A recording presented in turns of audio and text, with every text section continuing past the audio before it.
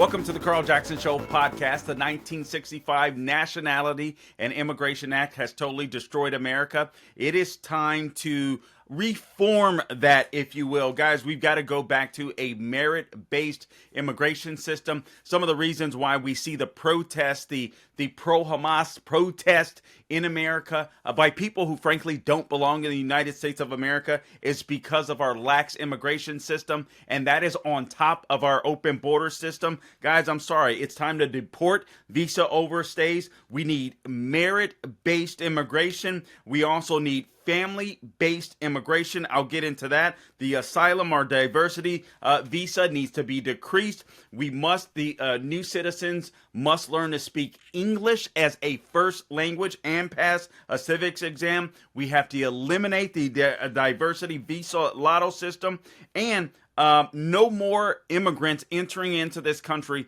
by random chance. We're going to tackle all of that coming up on this edition of the Carl Jackson Show podcast. Please stay tuned. It looks like we're going to be headed into World War III, and I'm telling you, immigration has part and parcel to do with that.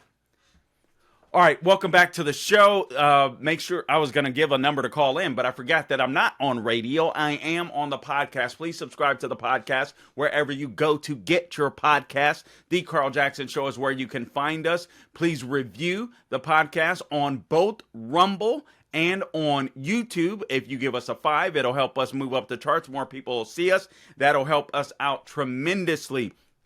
For those of you that are so inclined, we would appreciate it on YouTube if you would leave us a super thanks. We are working on this winter trying to make the show better for you, the podcast better for you, and actually do some live shows as well. So we are going to be getting there. So you have that to look forward to. We look forward to that as well. I love interacting with you guys live. So I look forward to setting that up. What else do I want to say? Subscribe to the podcast. Follow me on social media at The Carl Jackson Show. Today's show is brought to you by MyPillow.com. Give them a call. 800-858-0263. 800-858-0263 is the number. Use the promo code or go to mypillow.com. Click on the radio podcast square. They have a plethora of deals available to you. Deals that are over 60% off in some cases. Giza Dream Sheets, if you use my name, 50% off. They got My Slippers, dog beds, obviously the My Pillow 2.0, the original My Pillow, mattress toppers, you name it. We're leading up to Christmas. Make sure you go there, get your shopping done, and take advantage of all of the great deals by using my name, Carl, as your promo code. Okay, guys, so there's so much that I want to get into today. It is absolutely insane. It looks like we might be headed into World War III. Let me read you a headline that appeared last night as I was watching TV on Fox News. So the U.S. military has carried out airstrikes on facilities in Syria operated by Iranian-backed forces. That's the headline. Guys, you realize in just 3 short years, we have come full circle. Joe Biden's disastrous Afghanistan withdrawal is coming back to bite us in the butt, and his appeasement and his weakness has come back to bite us in the butt. I mean, it is absolutely insane what we're seeing. Here's what Fox had to say about it. The U.S. military conducted airstrikes on 2 facilities in eastern Syria on Thursday in response to ongoing attacks against American military personnel in Iraq and Syria over the past week. This according to the Department of Defense. A pair of F-16s targeted 2 facilities, a weapons depot, and an ammo storage area near Abu Kamal used by Iran's Islamic Revolutionary Guard Corps and affiliated groups. This according to a senior U.S. defense official. He told that to Jennifer Griffin. It's unclear if there were any Iranian militants at the facilities when they were hit, but let's hope that they were. I don't mean to be bloodlusty here, but these people are out to kill us. And these are the very people. This is what's so sickening. This is what's so maddening. This drives me insane. We are funding this stuff. We created. The U.S. government under Joe Biden created this chaos in the Middle East, and now we have to go back to fight it. He funded it. You understand that, right? Not only did we show the appeasement in Afghanistan, or that total disaster, and then we showed weakness to Russia, to Vladimir Putin, as he was getting ready to attack Ukraine, and we could have stopped it then. We've been kissing the butt of Xi Jinping, and we've been funding the world's leading state sponsor of terror, Iran, allowing them to get rich off of oil while we play the green, the clean air game here in the United States that's totally fake. We're letting them, Iranians and Russians and all of these people that hate us are drilling for oil. We're helping them out, yet we're not. This is Joe Biden's fault. This is Joe Biden's fault. Let me just read you some of the headlines. And guys, I'm telling you, the answer is to not only close the borders. I really want a straight up moratorium on immigration, period. There needs to be a moratorium. We're not going to get there. All right. I don't believe it'll happen. Frankly, I don't believe it'll happen with Trump. I don't believe it'll happen. I don't believe Republicans and conservatives have the appetite for it. But it needs to happen.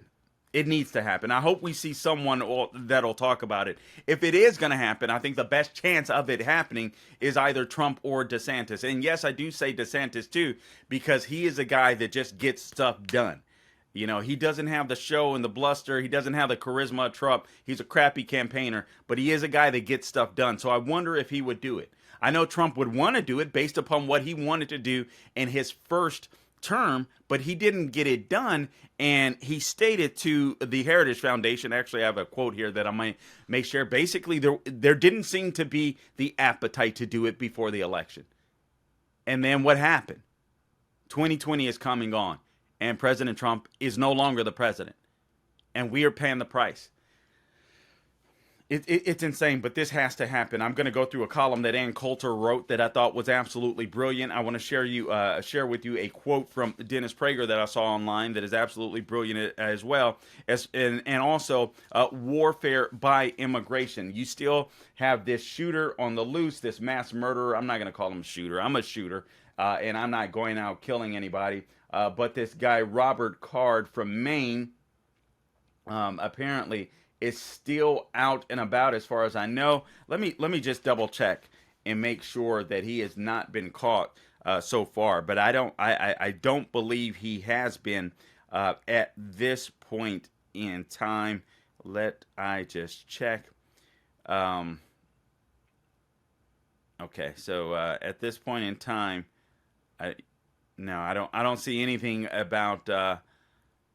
I don't see anything about him being caught at this particular point in time. So it appears as though the mass murderer is still out there lurking, and hopefully he's found. By the way, this is some news. Larry Elder drops out of the race, and he endorses Trump. I figured that's what would happen.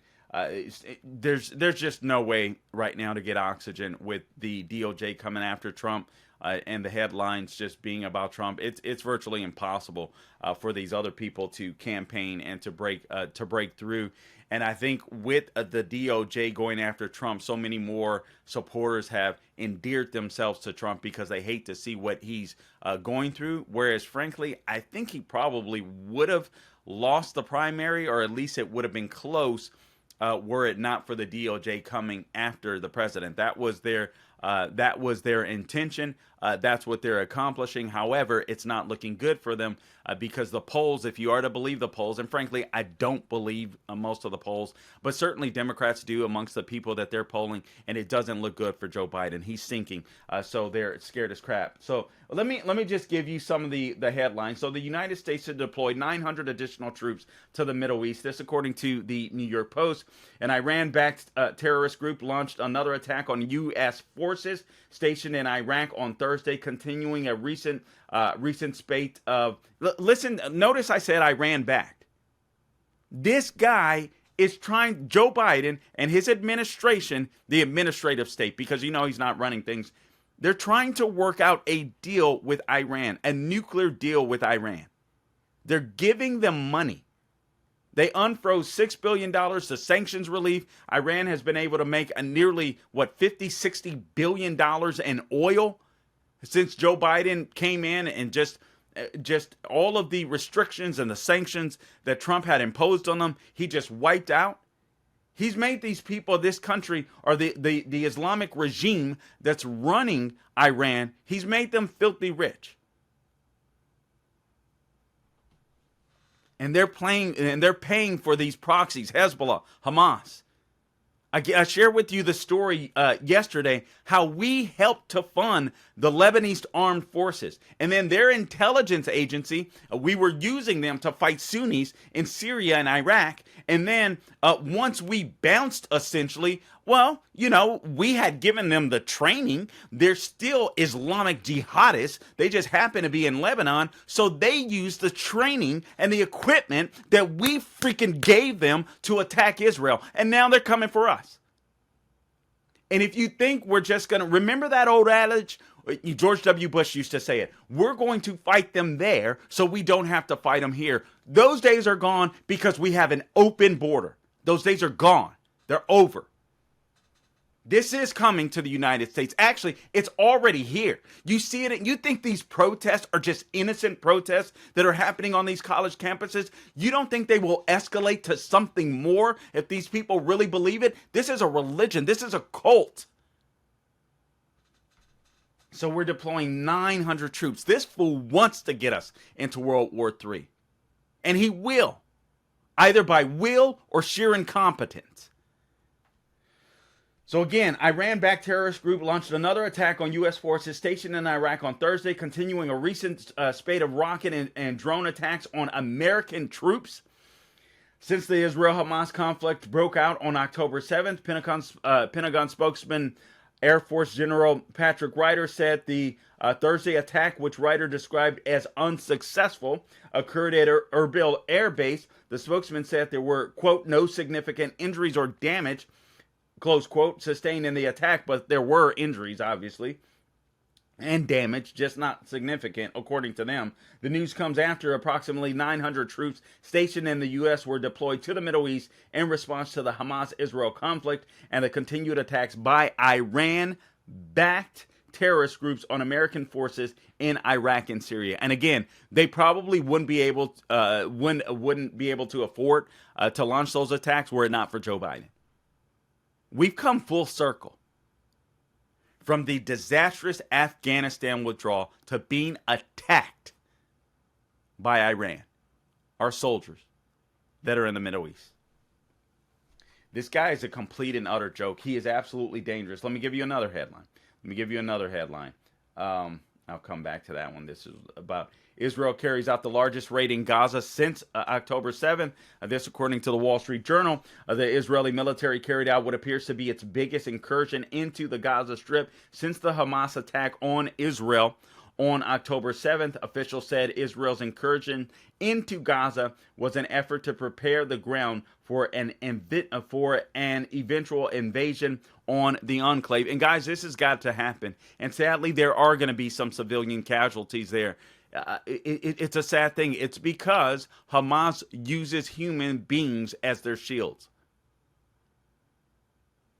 Whereas it's different for Israel. They use their rockets to protect human life. No. Not Hamas.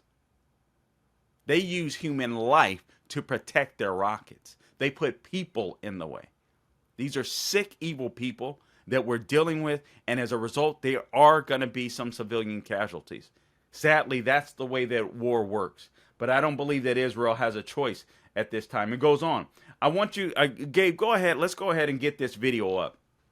Iranian foreign minister visits New York. I want you guys to see this video. As we have Iranian-backed proxies attacking Israel and attacking U.S. military men. I want you, Gabe, let me know when you have this thing up. I want people to see this of the men that we have walking back and forth in our capital. Iranian foreign minister visits New York to address the UN. So here he is. Iranian foreign minister visits New York to address the UN to halt resolution stating Israel has a right to defend itself. Why are we even letting these fools in the country? This appeasement is disgusting. These people should be nowhere near the United States.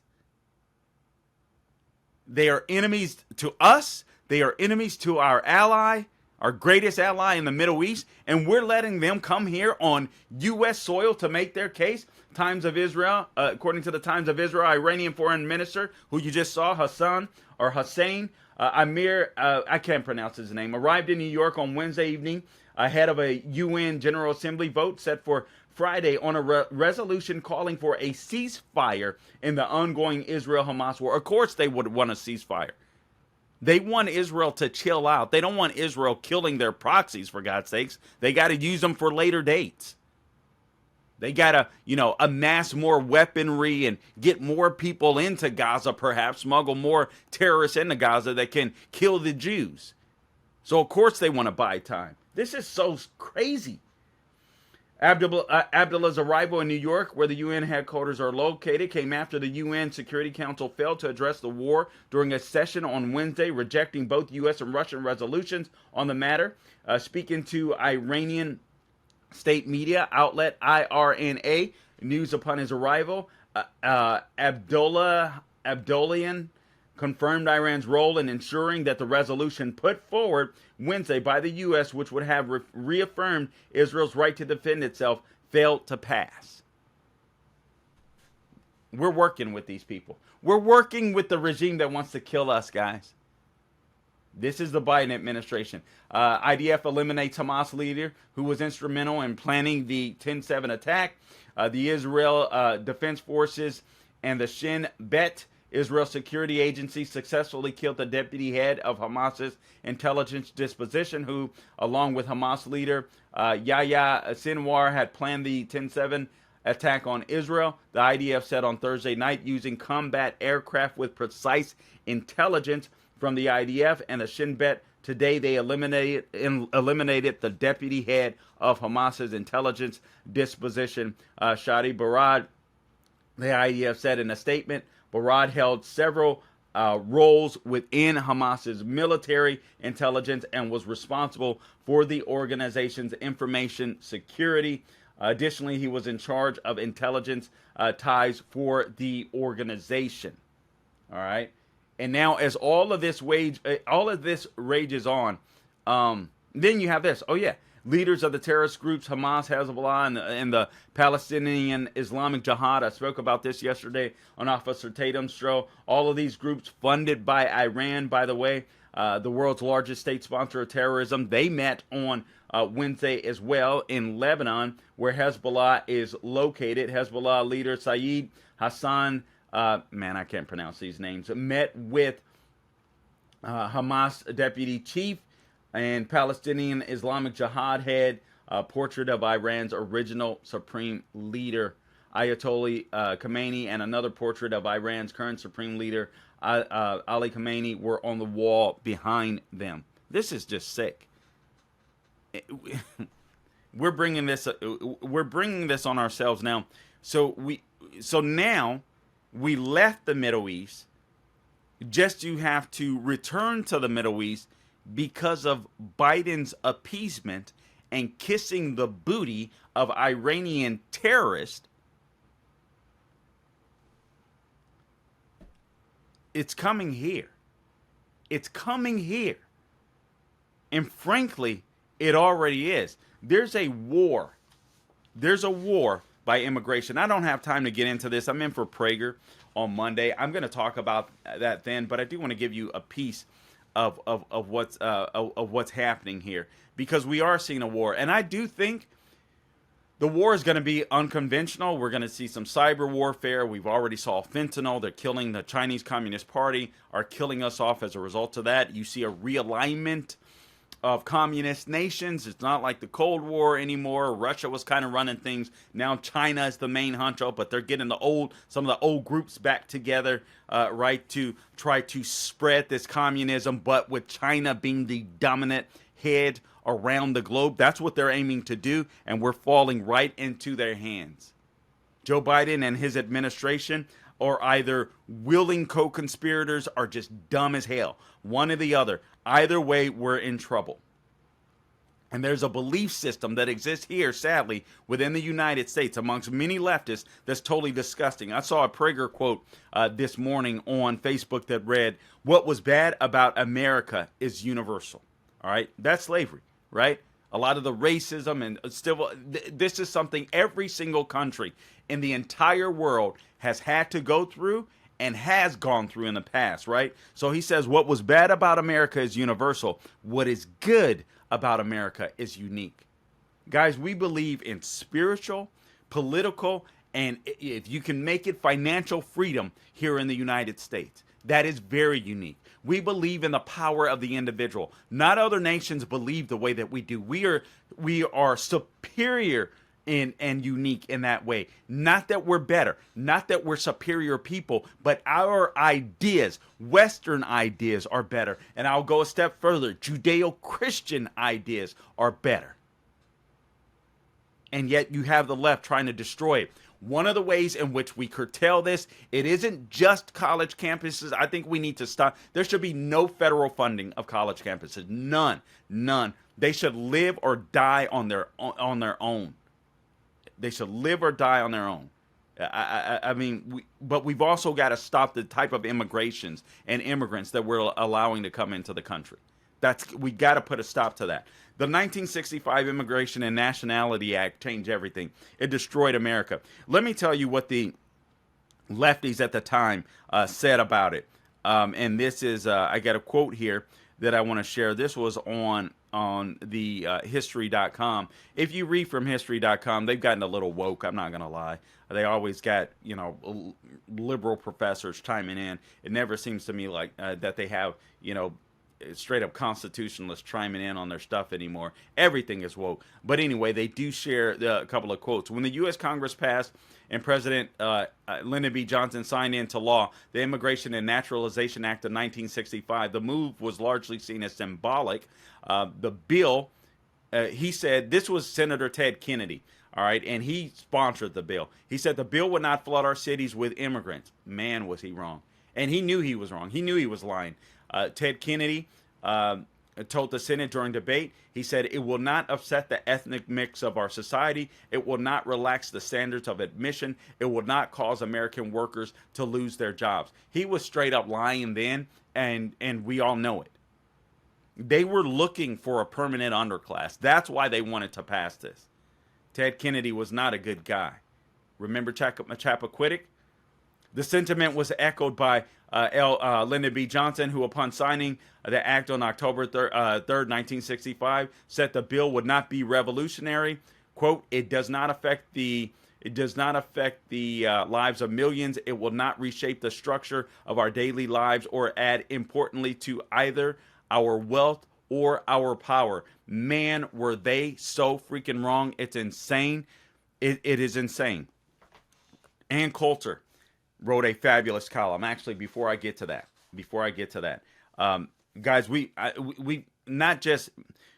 need to seal the border. We need to close the border. But I'm telling you, we need to totally transform the immigration process. This 1965 Immigration and Naturalization Act needs to be abolished, totally redone. It is insane. We don't have the same needs today. I would argue we didn't have the needs then. The left didn't like who were coming into the United States. I believe it was mostly Western Europeans, if I'm not mistaken, and the left couldn't stand that, and it wasn't working out so well for their party because the people that were coming in weren't as racist as them. And so it just wasn't working out well. Let me just give you a little piece of this. This is from the American Mind, written by a guy by the name of Brian T. Kennedy. He says the warfare by immigration. During the Cold War, when America and the West took their national survival more seriously, a key part of the Soviet Union's global terrorist network was the PLO. All right? So the Soviet Union worked with the PLO. That was part of their global terrorist network, the Palestinian Liberation Organization. And he says the PLO and various offshoots were supported in their efforts by their Islamic allies in Libya, under Muammar Gaddafi, the Red Brigades in Italy, the Sandinista National Front in Nicaragua, the Badr Meinhof Group in West Germany, and the Provisional Irish Republican Army in Northern Ireland. Even communist China, though not the superpower it is today, he says, supplied the Palestinians with military equipment and logistical support. Such was the unity of the communist world and its allies. All right? All of these people are reuniting. But he says this, but whereas it was once the Soviet Union that serves as the chief organizer of this terrorist network, the role is now played by an exceedingly capable Chinese Communist Party and Chinese intelligence. Xi Jinping has positioned Communist China as an enemy of the U.S. He declared a people's war against the U.S. in 2019 and seeks to marginalize and demoralize anyone who stands with the U.S. against China's march toward global domination. And he's doing just that, by the way. He's doing just that. Now, why do I bring this up? And guys, I'm going to have to reset this camera just in case. Forgive me for a second, but I don't want to run out of time. We got a new camera here, but it does that. All right, now, let me just say this. All right, and let me go over this. This has to happen. And I mean closing the borders and reforming our immigration system. And I mean, it has to be just a freaking total reform. I'll explain what I mean. I said it at the beginning of the show. I'm going to go into, just add a little more context to the points that I was making. Let me take you to this article by Ann Coulter. You guys might remember that Ann Coulter, even though she turned against Trump, she endorsed him first. She came out and said on Bill Maher's program, man, I should have asked you to get that clip, on Bill Maher's program, how she thought Trump would win. And remember, the audience and the panelists laughed at her, and man, was she right. She was absolutely right. But her biggest thing were the open borders. And she got very upset with the former president and basically abandoned him because during the first couple of years of his administration, nothing was happening. I mean, nothing was happening. Now, there were a lot of setbacks because you had a bunch of basically rhinos that that didn't want the immigration policies that Trump was trying to set into place. But I don't think he necessarily did himself favors because, like it or not, you call people names. People are petty in Washington, D.C. We just saw that with the Speaker of the House race. And they were so adamantly against the former president. And some of them, I think, wishfully bought into the Russia collusion hoax that they just simply didn't do anything. Now, in the last couple of years of his administration, he was able to get things under control on the border, but unfortunately, so much time had passed and we had entered another election cycle where he was not able to get a lot of the wall built. I think 40-something miles. Now, they rebuilt or restructured over 400 miles, but we only got, I think it was about 40 miles of new fence. So it just wasn't much. He wasn't able to do much, but with his policies, he was able to curtail a lot of the illegal immigration because he had some great policies as far as that is concerned. Here's what Ann Coulter writes. Staple a green card to their kill the Jew signs. And she's talking about these protesters that we've seen rise up on college campuses, these pro-Hamas. They claim to be pro-Palestine. They mean pro-Hamas, people that have popped up all over the place. So we've seen BLM representatives or sympathizers with Hamas. We've seen some U.S. congressmen and women that sympathize with Hamas, namely the Squad, and many Democrats do. And I'm talking about your average, everyday Democrats that seem to sympathize with Hamas. But why are we allowing protesters? You know what? I should have warned you, Gabe. Never mind. If you could pull that up at some point, some of the B-roll of just the pro-Palestinian, basically pro-Hamas protesters, just at any time you can pull that up. I just want the people to see them. Why are we letting foreigners? Why are we letting foreigners that are in our country, whether they're on student visas or whatever, stay in this country and protest against Israel and for Hamas, for terrorists? Immediately, if there's a protester that's a foreigner that's here illegally, that's here on a student visa, on a work visa, if you're in one of those protests and you've got a pro-Hamas flag, which basically Palestine is, get your butt out of the country. Get your butt out of the country. I don't understand why this isn't a winning argument. Or just do it. Just do it. Look at this. This is America. Or is this Europe? I think this is Europe. Europe has been taken over. This is happening here now. In the past few weeks, and culture rights Muslims and Arabs have poured into the streets in nearly every U.S. city to celebrate the slaughter of Israelis while wearing scarves, kafefes, I think is what they're called, and other clown outfits, she says, waving the flags of Palestine, Egypt, Algeria, Iraq, Lebanon, Morocco, Yemen, Turkey, Afghanistan, India, Pakistan, Nigeria, and on and on. She says it's so obvious that these people don't belong here that the immediate reaction of a number of politicians was to demand that their visas be revoked. Nobody, listen to this, nobody looked at anti-war protests back in the 60s and said, revoke their visas. Nobody said that.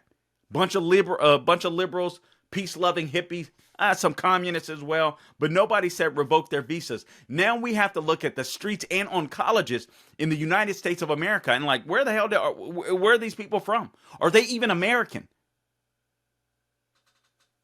She asked the question, why are we importing millions of people from lesser cultures who will inevitably despise and resent the West for its very success? Now I know what you're saying. Carl, come on, man, you're a Christian. That's so condescending. That's so immoral. You're acting like we're better than the rest of the world. No, I'm not. Our country is. Our ideas are. The reason why you can sit here and be a Christian and, at least for now, not worry about your freaking neck being slit is because you're in the United States of America. And you should be thankful. You should be freaking kissing the ground of the United States and praising God every day that you were born here. I'm so sick and tired of weak behind Christians. So, oh God, you're part of the problem. Just say it. They don't hate us, our freedoms anymore. That's old school. That's old school. What Ann Coulter writes is, people will brag about being gluttons, prideful, greedy, angry, lustful, and lazy. We see it today. They brag about this stuff. The only venal sin no one will cop to is envy. Let's be honest. The people of Hamas, the people of Iran, I'm sorry, I don't mean the everyday, I don't mean the citizens. I know there's a lot of freedom fighters in Iran. I'm specifically talking about the Ayatollahs, the mullahs of Iran. The Islamists that are running the country. Our system is better. It's as simple as that. And these people are jealous and envious. It goes all the way back to biblical times. They're jealous. They're envious. They see what Israel has been able to do. They see the success that Israel in a freaking desert has become a metropolis of success. They see that with the United States. And yes, we do have our sins. And yes, we're not perfect. And nor will we ever be. But every time they're forced to look at Israel, I'm talking about these terrorists, every time they're forced to look at the United States of America, they're forced to realize where their evil has brought them and their worldview. Nothing. Squalor, death, mayhem, and chaos. Recall the open letter from 33 Harvard students or Harvard student groups blaming Israelis for their own slaughter on 10/7. In addition, Ann writes about a dozen Muslim and Arab groups. The letter was signed by clubs for immigrants from various locales, notable for their high levels of corruption, she says, and leprosy. And it's always funny. Bangladesh, Nepal, Bengal, and South Asia, she writes.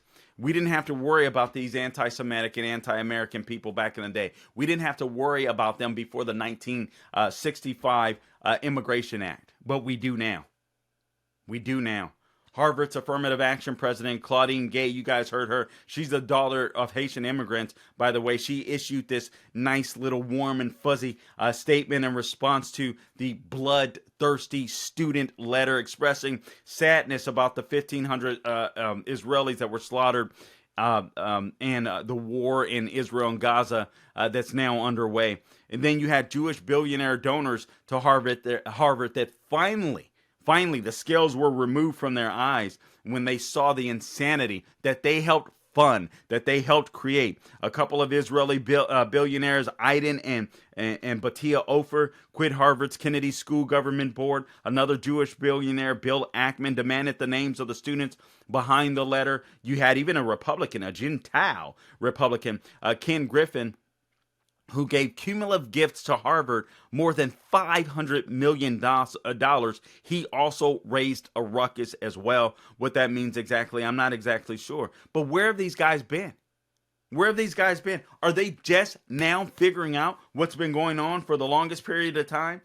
Are they just now seeing all of a sudden, because these people are cheering for the mass murder of Israelis, that they only now should have stopped funding this nonsense?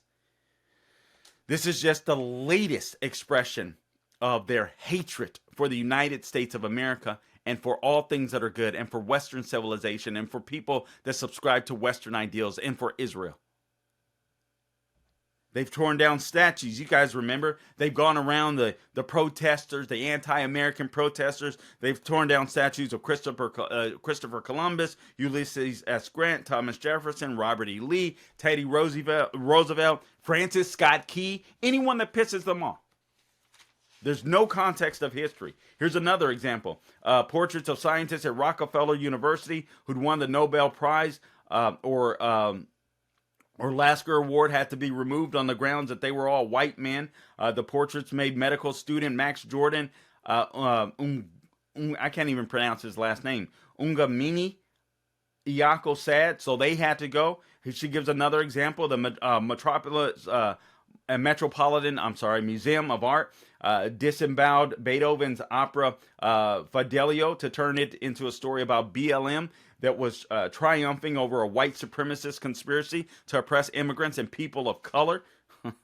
With the discussion sponsored by Columbia University on dismantling systems of incarceration.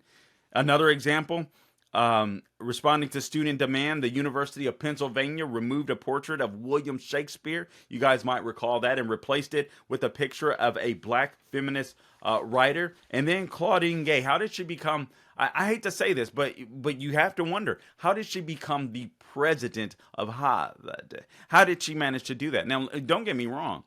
We know some black intellects. There are black brilliant people out there. I like to think I'm amongst them. But there are some people that are just so brilliant, it's insane. And there's some people that got there simply because of affirmative action. And maybe it wasn't affirmative action in schools. Maybe it was just, we're going to move you along because you happen to be black. I think Claudine Gay is one of them. Just like we saw VP Kamala Harris rise to the level of vice presidency because she's a black female, well, biracial, but they call her black. The same thing with Ketanji Brown Jackson. The only reason she's on the Supreme Court because she doesn't deserve to be there is because she's black. But these billionaire donors probably wouldn't even be admitted into Harvard today. That's the sad reality, and yet they're giving. So apparently these donors were clueless or didn't care about the anti-Americanism that they saw on these college campuses that they were donating to. But all of a sudden, they're anti-Israeli.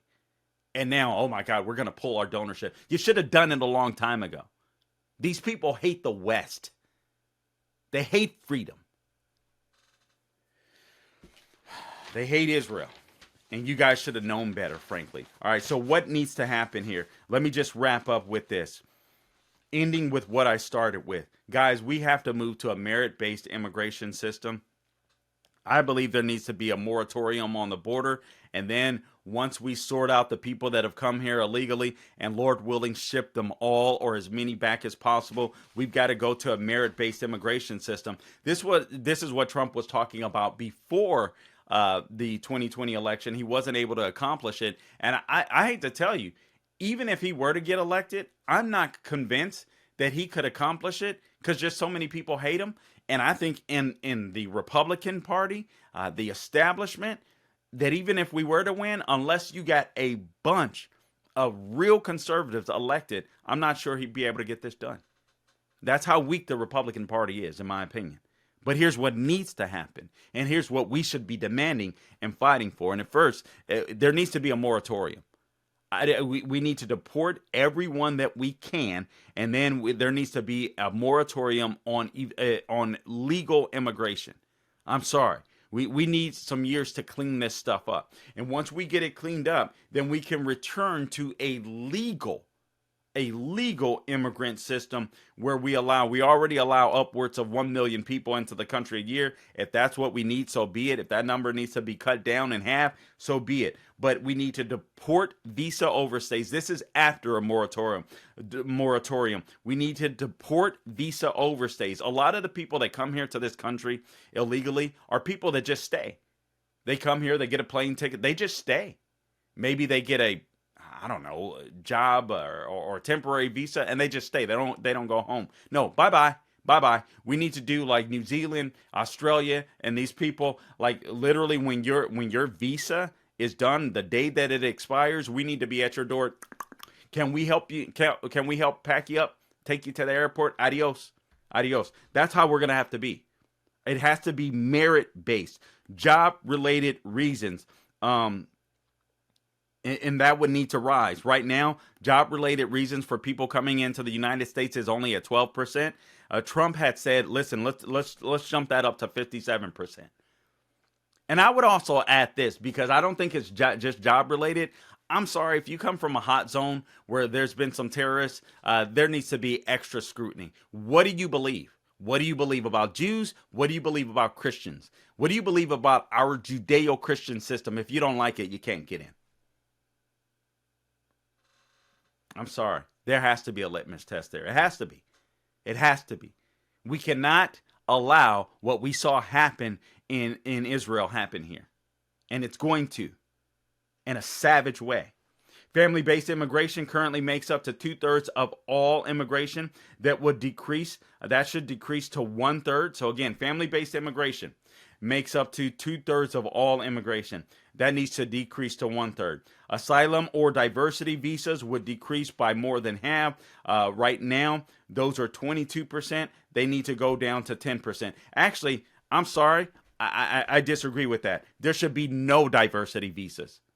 No, none. You don't get in just because you happen to be we're not a racist nation anymore.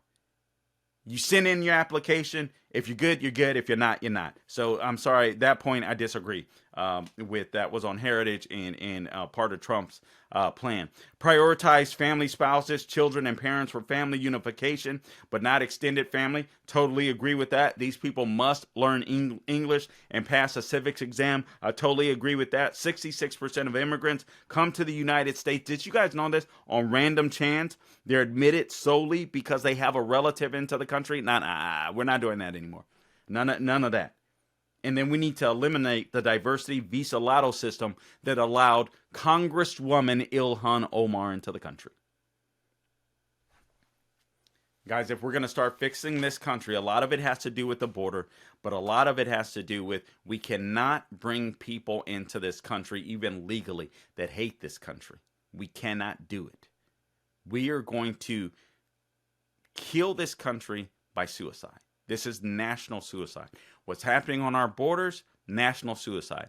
What's happening on our college campuses and corporations that are bringing people in my opinion, that are not vetted enough, that have a different worldview, that hate Western culture while they try to profit from Western culture. We can't do this anymore. We cannot do this anymore. Especially with Biden being in office. Guys, I pray that we don't end up in World War III, and I'm dead serious. This guy has unleashed a can of whoop behind that I'm afraid is going to come back to roost. He has helped China. He has helped embolden China. He has helped embolden Russia. He's helped embolden Iran. And they want to kill us. And they're going to try while this guy is in office. Guys, I appreciate you tuning in to this edition of the Carl Jackson Show podcast. Again, subscribe wherever you go to get your podcast. Please follow me on all things social media at The Carl Jackson Show. Review, please, our YouTube and Rumble channel. We would certainly appreciate that. And just share it. Guys, I would appreciate it if you share this. We would so appreciate it. And until next time, do not grow weary doing good. And God bless you.